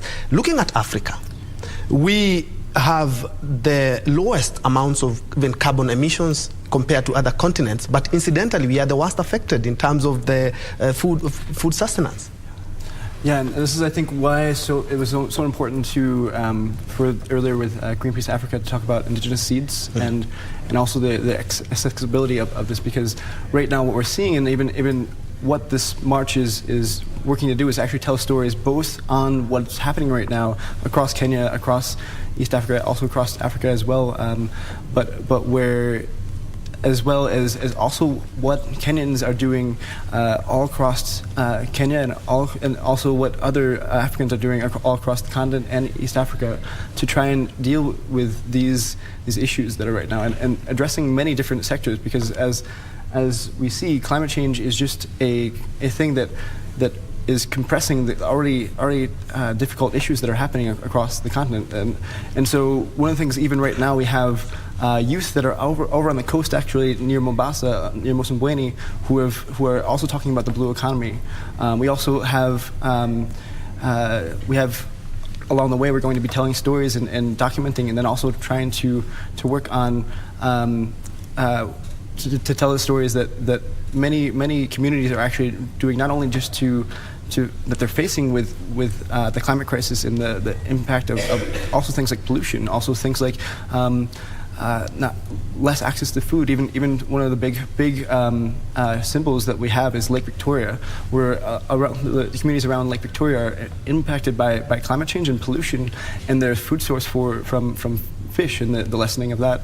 And so these are things that we see, that not only that a majority of pollution and of carbon emissions and other greenhouse gas emissions are being done by other countries, especially countries in the global north, but where this means right now, one of the biggest things is that we also, for Africa, and especially for East Africa, and even for Kenya, that we're seeing, through droughts and everything like that, is we have to also do adaptation. So many projects around Kenya, as we see, even the indigenous seas projects are about adapting and also mitigating at the same time, because even we know that our forests the forests in Africa, including in Kenya and also across the continent, are actually a really important source of mitigation of climate through carbon sources, and right now, because of the many different factors that are happening, and including already of poverty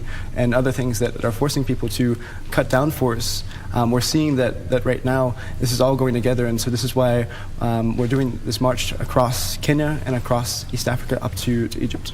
Interesting facts that Daniel is alluding to. And you had touched something on clean energy, because that will be quite something, if at all we as the world and as Kenya can adopt that. It's one of the SDGs. And adaptation of clean energy, we're talking about nuclear, we're talking about wind, we're talking about geothermal and alternative sources of energy. But looking at Africa, and in particular Kenya, we are talked about we could be able to be using nuclear energy by the year 2030. Okay, I don't know where exactly those plans are, but looking at these financial requiring activities, the nuclear power stations. In Africa, I think we are 2 or 3 countries that are using nuclear energy, but we have really invested in wind and geothermal. Are these bearing any fruits in regards to the Kenyan situation? Yeah, thank you. So actually, people like us in the environmental sector, we do not consider really nuclear an alternative. But on technicalities, it can be discussed. Africa is not ready for nuclear energy. If you look at it entirely, and how if you look at the historical data on where nuclear has been. But we promote wind, we promote geothermal, we promote tidal, and so forth. We promote solar. And look at Rift Valley from the start to where it ends. This is a really hot source of geothermal that can drive our countries. An example is where we are, Kenya, which is doing great globally, actually globally amongst the leading in terms of geothermal. And all this require great infrastructural support in terms of finance. And while we are sensitizing communities and also taking governments or corporations to the court, we are also asking the perpetrators of climate catastrophes, right? These are the US, EU, the development world, which have caused this massively, to pay for it in form of reparations, in what we call climate finance. And this is the money that should be funding these projects. So if the perpetrators really were, if they really, in Paris they committed some billions of money, right? In several COPs they are committing these billions of money. In Africa, we are coming to Egypt now. I hope they are also going to commit billions of money, but they are not issuing this money. And this money is not a charity to us. We are asking you to pay for the mess that you've caused, and this money will be able to finance these bigger investments. And so we are saying that 100% renewable energy is very crucial for Africa. And if you look at, I know people of my age, maybe we were born when the telephone booths were dying, right? And now everyone has a phone. Do you know that cost that was there, right? There is how it's going to be met in terms of also energy access and clean energy access to Africans. We have, let's say, right now we are seeing smaller engagements of communities using solar lamps. We are having smaller wind powers everywhere. But in essence, this has to also take into consideration the community needs, that the energy has to serve the immediate community. Not that it goes to a centralized place where it's even higher in terms of accessibility to the common man. And if this will be achievable, which is very great, because we have scientific innovations even here in Africa. Look at Uganda. Kira Motors, just a few months ago, manufactured its first solar bus. This is possible in Kenya. We have University of Nairobi. We have JQuat, always producing engineers every year, right? This is possible. It's the only thing that is possible is that the level of goodwill from our leaders, be it the politics, be it the government, be it the private sector, we lack that goodwill. We want this fast what we call return, return on investment. But the longer investment in the renewable energy, this is where we'll get jobs for our people, because the job is not going to get away. And if you look at the farmers itself, they are going to be enjoying, because there is little or minimum impacts of these projects if they are made as per ESIAs specific to these communities, without any external interference into this. It's a very valid point that Prince is talking about, Elma. And looking at communities in Africa, the literacy levels are quite low. There are still people who believe that the season is being controlled only by God. And as we are waiting for God to work his miracles and bring the rain, if we don't do our job, we are not going to be having enough rains, and unfortunately we are so reliant on rain-fed agriculture. And one of the things I saw, we had a story here on Saturday, I think Saturday or Sunday, where we saw some of the endangered turtles dying at the coast because they have ingested a lot of plastic, which they are confusing with the jellyfish. And trying to tell people that we need to conserve mangroves at the coast, we need to conserve the environment, we need to clean beaches, we need clean energy, and our literacy levels are quite low. Have you encountered a lot of challenges in trying to change the mindset of communities where you have already worked with?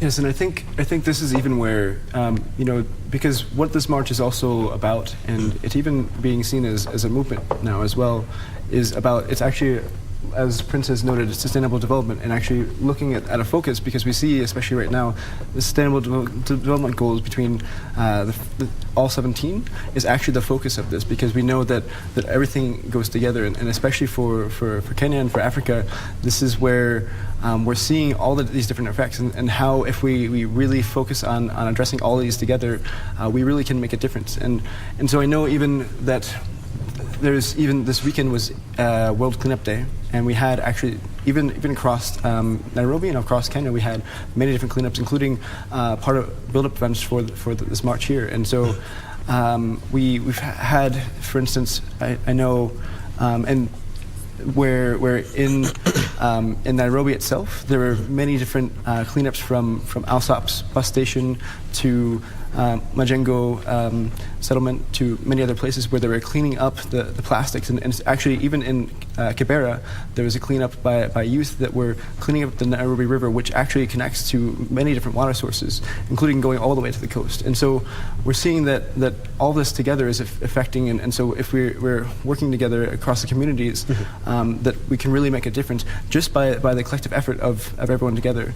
And so I know that even, for instance, the Kisumu River Upload Champions and others out in Kisumu have been doing cleanups for many months, and as part of actually a campaign called Let Lake Victoria Breathe Again. And this is affecting the health of communities across the lake because of the plastic pollution that's happening. Even that even with when they're able to eat fish, there's the accumulation of pollution, including plastics, in the fish that then go into the body. And so they've not only been cleaning up, but then they've been doing sensitization projects. And so that's part of this all too as well. And in seeing this march not just as walking, but then this is really helping to build local movements and help to build more people in, because part of it is knowing what the effects are happening and knowing that that's happening, including for climate change.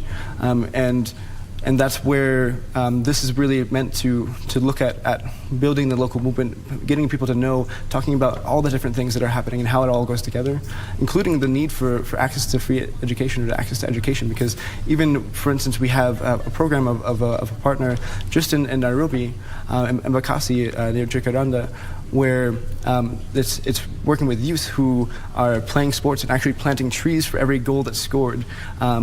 Of the kids, and then one of the things that the answer that they also are asking for at COP27 is actually education.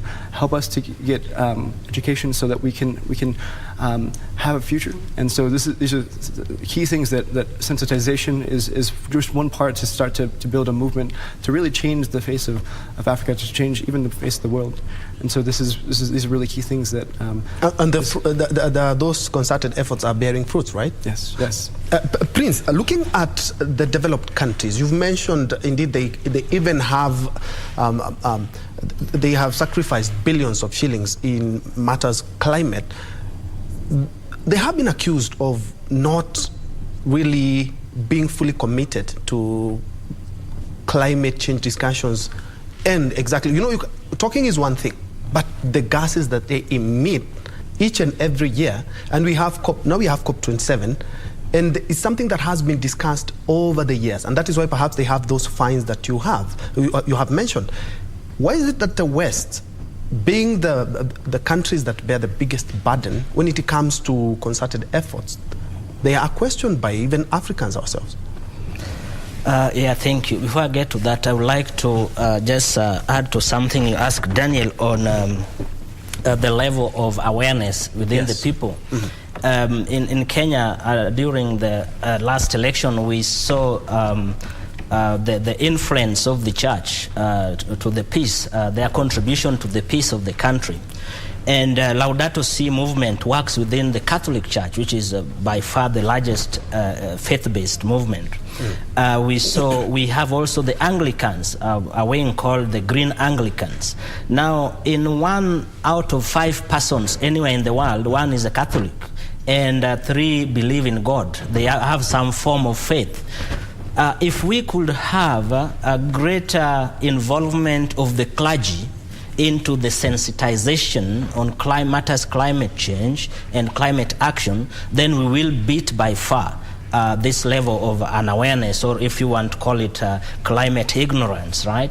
And also, if we look at the leadership levels, we will have these commitments from the governments in terms of also helping create awareness and take action. Mm-hmm. Now, back to your question on the developed world and their commitments. Mm-hmm. Of course, it's business as usual. Nobody is just willing to let go. And a classical example is France. Total Energies is based in France. It's a French multinational. And it has proposed to have a heated crude oil pipeline down from Hoima in Uganda up to the port of Tanga in Tanzania. Mm-hmm. Initially, this project was intended to pass through Kenya. But, in Uganda, there is that little democratic space. In Tanzania as well. So the president of Uganda says Kenyans will destroy my oil, and let's reroute it to Tanzania, which is a good thing for us. Mm-hmm. Now, this project is going to cut across several ecosystem areas in Machis on Falls, around the Lake Victoria wetlands, and it has already displaced over 10,000 communities along it. Some communities have been forcefully evicted from their lands without payments and with directions that don't tilt your land until this project is over. Mm-hmm. Right? Now we see what Uganda or Tanzania is going to get in terms of percentages. Tanzania is going to get mere 15% out of 100. Mm-hmm. Uganda the same, 15% out of 100. Total, which is a French-based multinational, and Sinopec is a Chinese also oil company, is going to share 70% of this project, the cost of this project and the profits. Now you look at this and you wonder, if this is a resource in our own country, who should be getting the best share of this? And Total knows of the profits, that if we have to transition, of course we will have to lose some money before when we can come up to a level where the costs match the interest that we are having. If this ideology can change, the West will change. But we are not saying that the West is not taking action, right? We have several young activists coming up. We have several organizations working across their communities to influence this. In France itself, the same case I mentioned, there is French nationals who have taken Total to court also on African, because they feel that our own company must not destroy people's lives elsewhere. And so why this is happening is that now we have inventions coming up, even here in Africa itself. The inventions in the renewable energy is going to overtake the investment in the natural gas. And in the natural gas and oil, we are seeing one in East Africa, another one in Namibia and Botswana, Recon. We are seeing the situation in Mozambique. And these are atrocities by the West. And this is called energy colonialism, right? That, but Prince, looking at that, indeed, the West are doing something, but that is not enough if we decide to compare with the kind of garbage and the kind of emissions that they have. Yeah, that's true. We are seeing people or the West committing to maybe by 2050. We're having the energy agencies also asking us to do this. We are seeing some commitments. If you look this week or a few days ago, the EU Parliament passed a law that bans investment even in the oil in Uganda. And this is going to take place everywhere in Africa. So they are doing something to, as at now that science tells us that we must stop new fossil fuel developments, right? As we decommission this one. So the West cannot, I'm not kind of advocating for them, but what we call just energy transition, that we give all the energies in place some time so that they decommission. As they decommission, we are increasing slowly the intake of renewable energy, so that even the people with the people employed in this company, which are so many, might get some times also to reorient themselves into the new technologies that are coming. But I hope that by 2050, almost over 50% of existing oil, coal and gas infrastructure will be done with. And by that we hope that maybe 60% of the world will be driven by renewable energy. Yeah, we are hoping. And Helma, looking at some of the efforts that you talked about, the cleaning of rivers, the lake, Victoria as well, one common denominator is the biggest garbage is plastics. Yes, indeed, Kenya and a number of countries have banned the use of plastic bags, of which that was a good move, but unfortunately we have seen they're still surfacing. And when we come to the disposal of all this, the West have their own way of disposal of waste, and especially when it comes to electronics, Africa has become a dumping site for substandard, but unfortunately we can't afford the big ones. But the West have their own way of disposal of this harmful environmental non-biodegradable waste. Here in Kenya, the efforts, are they bearing fruits? We've seen the plastic bags go, but unfortunately we have seen them back, and the disposal of electronic gadgets as well. Yes, and I think this is really key and important to talk about, especially sustainable consumption and also the idea of really looking at how we design products and other parts of our economy, because it's really key about understanding that this is a supply chain system as well as a production system that even we have to look into our economy, not just from Africa but globally as well. And this is, I think, the key thing for businesses and also governments and other institutions on really making sure that we're transitioning to a comprehensive look at how we build society and how we operate society, including how we consume and produce. Because it's where, even we've seen with the onset of COVID, I know within the United States there's a global movement against plastics. There was at the UN Environmental Assembly a new convention that was passed to start to regulate both marine plastic and also everyday plastic in communities, but where that will take a long time to actually be implemented. But where we see right now that from COVID even, there is I know at least in the US from movements that for for a moment they said, okay, bring back plastic bags, even places where it had been said that that they were no longer bringing. But this is where we're looking right now, and in waste disposal, that there are not the types of disposal systems that are built within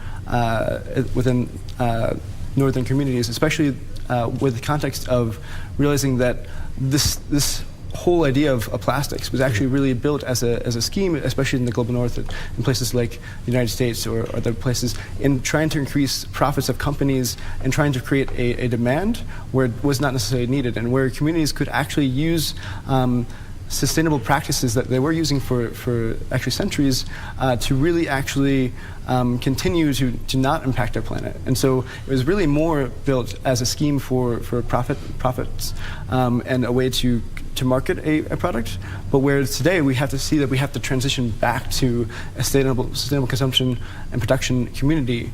And so that's where even with the waste disposal, so for instance, we know just this weekend we were in Kibera, and some of the youth that were cleaning up, one of the things that they said they needed was actually access to lorries to be able to, because they realized that they've been doing these cleanups, and they've just been shifting piles of plastic from one place to the other because they don't have a means to even shift it to outside of their communities.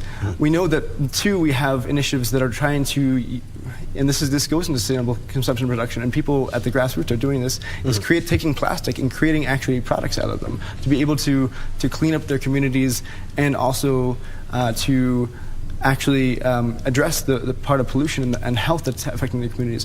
But this does not take care of the problem of where at the beginning we have to look at our consumption and production models, and also it begins with businesses and also the demand of consumers on what we use and the decision that we use on that. So that's one of the things at the core that we have to change, especially when on a global level and on an African level, of making sure that we are together looking at both how we dispose, but also first trying to demand for better models of where it keeps our environment and our people and society safe. Yes, indeed. And looking at the pictures and the photos on your screen, you can see we don't have any forest cover, we have erratic rains, we have unpredictable seasons, all this because of the global climate change.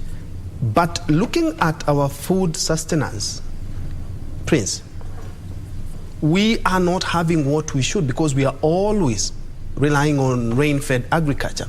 The countries in the Middle East and some in the desert, in the Sahara Desert, are well sufficient in terms of food sustenance because of alternative sources of water. Is something that we should be focusing our energies on. Yeah, indeed. UAE or Dubai is doing great in terms of agriculture, irrigation agriculture. And several years ago, we had good agricultural irrigation, relying on irrigation. If we looked at Njue, we looked at around Nyanza area, but these are all dead, right? They are all dead, but we do have water running. What we need to focus on is the goodwill and good leadership systems that we're having. And the systems, this includes the persons that we have in government, the persons we have in the parliament, the persons, community chiefs that we have. This will bring in the goodwill so that the resources that we have will be used sustainably. In northern parts of Kenya, I do think that there is much that can be done with what we have. Only thing that is lacking is the goodwill of the leadership in this area. We only see leaders there, mostly on our screens when they come for elective posts or when hunger has struck most. But we don't see them when things are really, really good, right?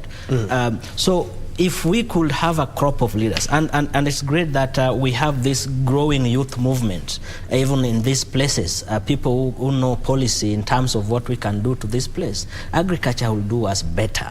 We see and we know the cases or suspicions surrounding the several proposed dams, the Aro, the Quimarer, and so forth, and so many.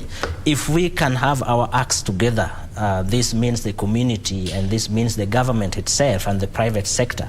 If we can sit down and have a truthful and we have innocent and we have these open conversations, then Kenya would be by far too far in terms of feeding itself on agriculture. We won't be depending on rain. However, if we really look at also the rain-fed agriculture, it's going to dwindle unless we take good measures in terms of saying no to these fossil fuel investments.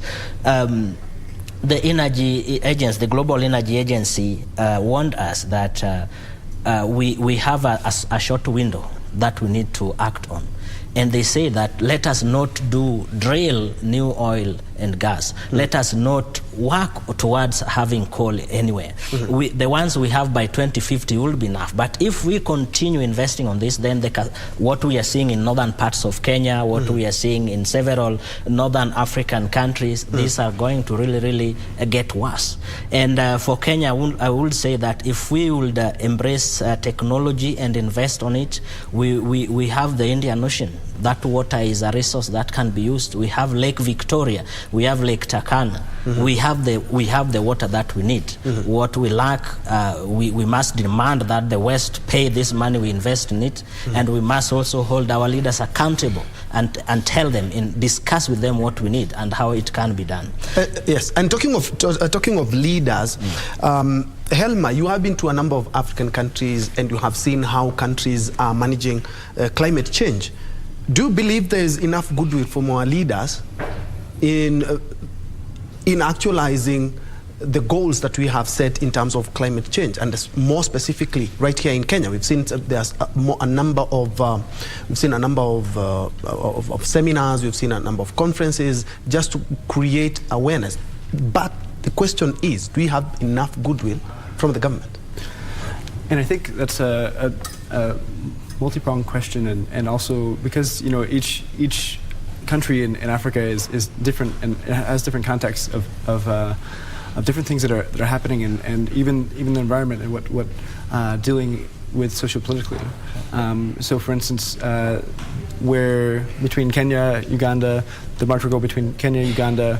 We also have people coming from Tanzania as well, and so I think it's where it's a collective together too, especially from leaders, because leaders don't only have to be within a government, but also leaders are all across that we're seeing, but we're seeing across different levels of government that there are many that are striving and fighting for not just for the addressing climate change, but also addressing all the factors that are affecting people. And of course, this is where it's where from Kenya to Uganda to Sudan to Egypt, I believe that there are many people that are working to try and address climate change and address all the different things that are coming together. It's just sometimes where there is a lot that you're trying to balance between, but also where this is a collective between governments internationally, and so it really takes it to making sure that really seeing that we're all together, and I think there is always room for improvement, and especially right now we can't actually wait, and so we need to urge through government institutions at all levels to be able to address this right now, especially adaptation mitigation.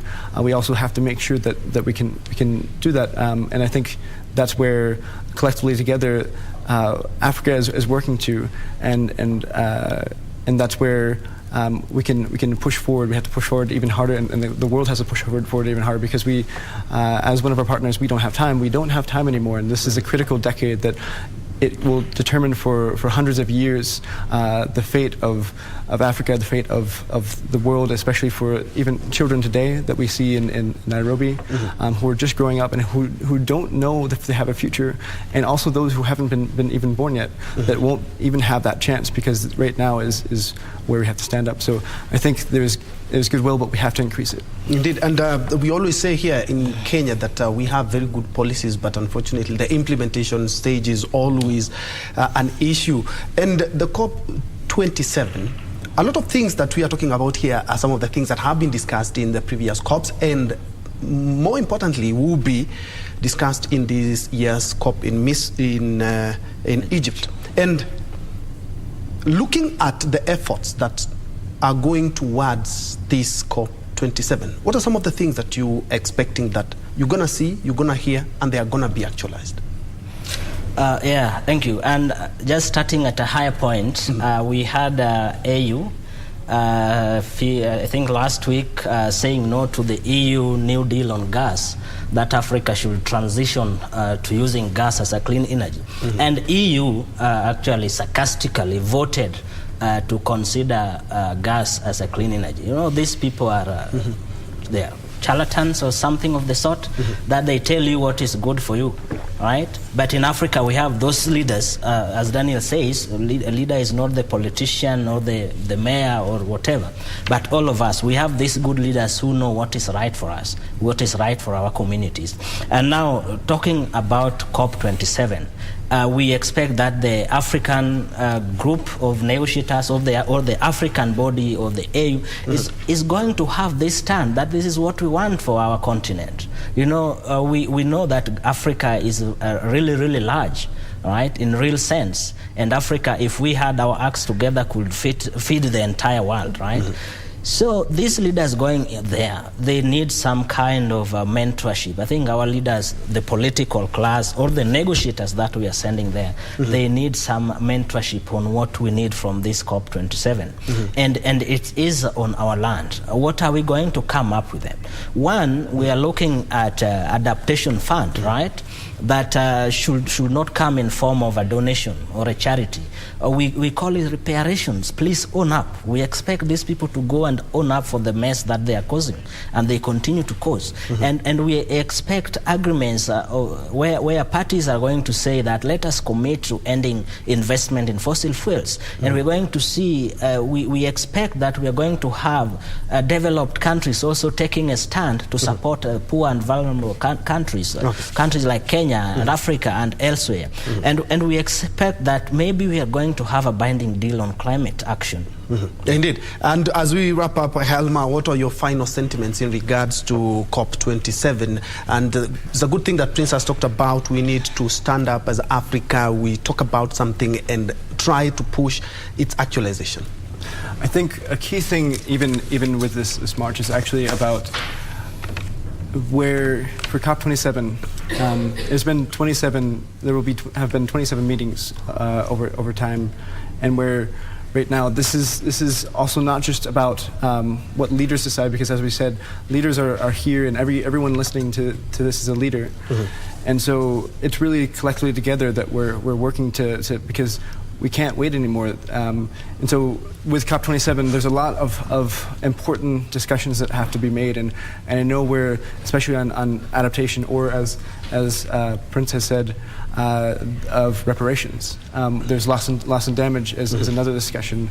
Also with climate finance, these are really important topics that the question is, will it in COP27 actually reach to a hold? Because we know in these negotiations that a lot of times people have been waiting for the message that world leaders and governments have actually done what we've needed to them to do. But together collectively, no matter what happens, this is a movement that will carry forward, and it's actually every collective person together that when we join hands, we will make the change. We just have to take it on ourselves and together, and no matter what happens in COP27, we are moving forward and to address everything.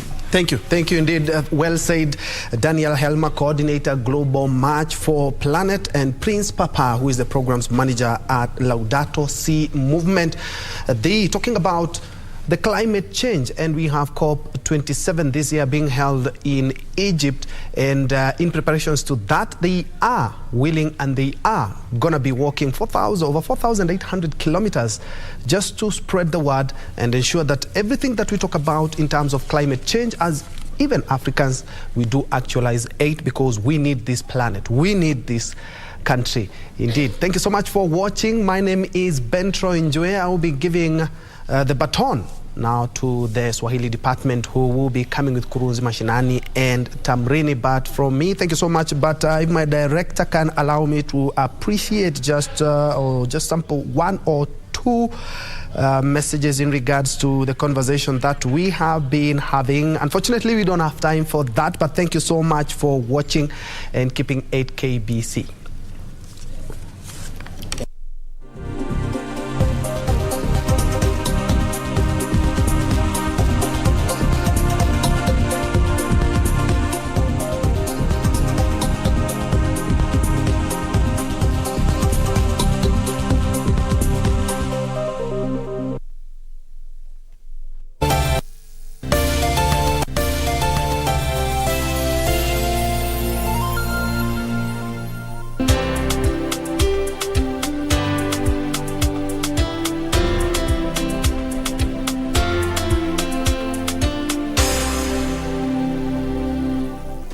Do you have a news story to share with KBC? Get in touch swiftly on email news@kbc.co.ke or call 0723-892-654 or 0734-780-124.